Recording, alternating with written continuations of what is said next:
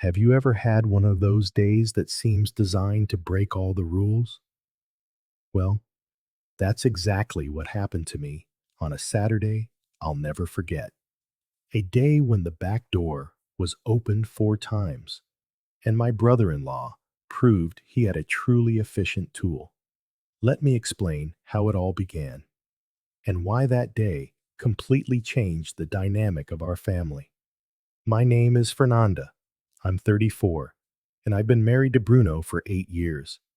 We've always had a peaceful relationship, but lately, he's been so focused on work, so distant.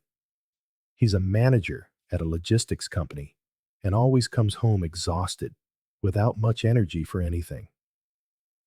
We live in a large house in a small town in the countryside. I'd rather not say where. You know how it is in small towns. Everyone knows everyone. Bruno has a younger brother, Gustavo, who is 29. He's single, works as a personal trainer, and has always been the kind of guy who turns heads. Tall, dark haired, with a defined body and a natural charm that makes any woman notice. Gustavo has always been a big part of our lives, coming over for lunch at least twice a week, and I've always enjoyed his company. He's funny, charismatic, and has a very direct way of speaking that sometimes leaves me a little flustered. In recent months, I started to notice that our conversations were becoming more intense. He would make comments about my appearance, praise my cooking, and always find an excuse to get closer when Bruno wasn't around. And if I'm being honest, I started to notice him more too. The way he moved, the way he'd look at me when he thought I wasn't watching, especially how he always found a way to brush against me when he passed through the kitchen. Last week, Bruno told me he had to travel to Sao Paulo on Saturday to sort out some problems at the company. He said he would leave early in the morning and only be back Sunday night. Fernanda, will you be okay on your own? I can ask Gustavo to stop by to keep you company, he said, with complete innocence. Oh, don't worry, I'll be fine. But if he wants to come for lunch, that's no problem, I replied, trying to sound casual. On Friday night, Gustavo came over to say goodbye to Bruno and ended up staying for dinner. During the conversation, he said, Bro, I'll swing by tomorrow to see if Fernanda needs anything. A woman alone in a big house like this, you know? Bruno thanked him and said he'd feel more at ease knowing I had company. Saturday arrived. Bruno left at the crack of dawn, around 6 a.m. I stayed in bed a little longer, but couldn't really sleep. I knew Gustavo was coming, and a strange mixture of anxiety and anticipation was taking over me. Around 9 in the morning, I heard the doorbell. It was him, looking sharp, with that mischievous smile that always left me a little flustered. Mornin', sis-in-law. Came to see if you need anything, and I brought some fresh bread for us to have breakfast together. I made a strong pot of coffee, and we sat talking in the kitchen. The conversation started to heat up, and he began making those comments that always made me blush. Fernanda, you look different today. I don't know if it's your hair being down or this nightgown. You look very attractive. I felt my face get hot. I was wearing a rather loose nightgown that showed off some of my curves, but I didn't think he'd notice so much. Gustavo, stop it. I'm your sister-in-law, I said, trying to sound serious, but I couldn't help but smile. Sister-in-law or not, you're a beautiful woman. And honestly, I don't think my brother gives you the attention you deserve. The tension in the air grew heavier, more charged. He stood up to wash his cup, and as he passed behind me, he placed his hands on my shoulders. Fernanda, can I tell you something? I've been wanting to tell you this for a long time. I turned to face him, and in that moment, I realized just how close we were. My heart was pounding. Tell me, I whispered. I have always found you incredible. I've always wanted to show you just how special you are, in a way my brother might have forgotten. Before I could answer, he moved closer. His hand slid down to my waist, and I knew I couldn't resist much longer. Gustavo, this is crazy. Sometimes, he replied, kissing my neck. Crazy is exactly what we need. I didn't resist. I let him guide me to the living room where the first moment happened. It was intense, filled with a tension that had been building for months. When he suggested using the back door, I simply accepted. His tool was truly impressive, and the experience was completely different from anything I had ever known. After that first time, we just lay there talking, trying to process what had just happened. Fernanda, I don't regret this, and I hope you don't either. I don't know what to think, Gustavo, but I confess, it was special.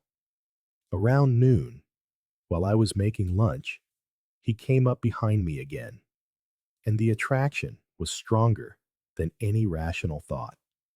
The second moment happened right there in the kitchen, with him holding me against the sink while he used his tool on the back door again. It was even more intense than the first. We ate lunch as if nothing had happened, but the tension in the air was palpable. Every glance, every accidental touch ignited something between us. In the afternoon, while we were watching TV in the living room, the third moment happened. This time, it was slower, more exploratory. Gustavo seemed to know exactly which spots drove me completely wild. The back door was getting more used to his tool, and the experience was even more pleasurable. Around 5 p.m., while I was tidying up the guest room, he appeared at the door. Fernanda, I need to say something before I go. What is it? Today was the best day I've had in a long time, and I don't want it to be the last. He came closer, and once again, I couldn't resist. The fourth moment was the most intense of all. By then, the back door had completely adapted to his tool, and we were able to explore positions I never imagined were possible. It was almost 6 o'clock when we finished. I was exhausted, but satisfied in a way I hadn't felt in years. Gustavo, you need to go. Bruno could be back early. I know. But I want you to know this wasn't just lust, Fernanda. I really have feelings for you. He dressed quickly and left, leaving me alone to process everything that had happened. Around 7:30, I heard the sound of a key in the door. My heart leaped into my throat. Bruno was home early. Fernanda, I'm home. I rushed to take a quick shower and put on some proper clothes. When I came downstairs, he was in the kitchen. How was your day, love? Did Gustavo stop by? He did. He stayed for a while, had lunch, we talked a bit. It was nice to have the company, I replied, trying to sound as natural as possible. That's great. He's a hell of a brother, isn't he? Always looking after the family. If only he knew how his brother had looked after me. So, how was the trip? Did you solve the problems? I sorted it out faster than I expected, so I came back today. I missed being home. We had a normal dinner, watched some television, and went to bed. Bruno didn't suspect a thing. On Sunday morning, Gustavo sent me a text. Morning, sis-in-law. How are you feeling? Confused, but good. You? Thinking about you, about us. When can we talk? I don't know, Gustavo. I need to process all of this. I understand, but just know that I don't regret a single thing, and I hope you don't either. Since that day, our dynamic has completely changed. Gustavo still comes over for lunch, but now there's a constant tension in the air. We exchange loaded glances, make comments with double meanings, and whenever Bruno isn't around, he finds a way to touch me or whisper something in my ear. Nothing has happened again yet, but I know it's only a matter of time.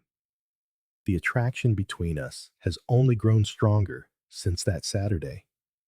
Bruno remains completely oblivious. He's so focused on his work that he doesn't notice the changes at home. The exchanged looks, the way Gustavo acts around me. Sometimes I feel guilty, but at the same time, I can't deny it was one of the most intense experiences of my life. The way Gustavo touched me, the way he used his tool on the back door 4 times in one day, how he made me feel desired in a way I hadn't in years. I know it's wrong. I know this could end in disaster, but I also know that a part of me wants it to happen again. What would you do in my place? Could you resist such a powerful attraction? Or do our hearts and bodies sometimes speak louder than reason? Let me know in the comments. I want to hear your opinions. And if you enjoyed the story, please subscribe to the channel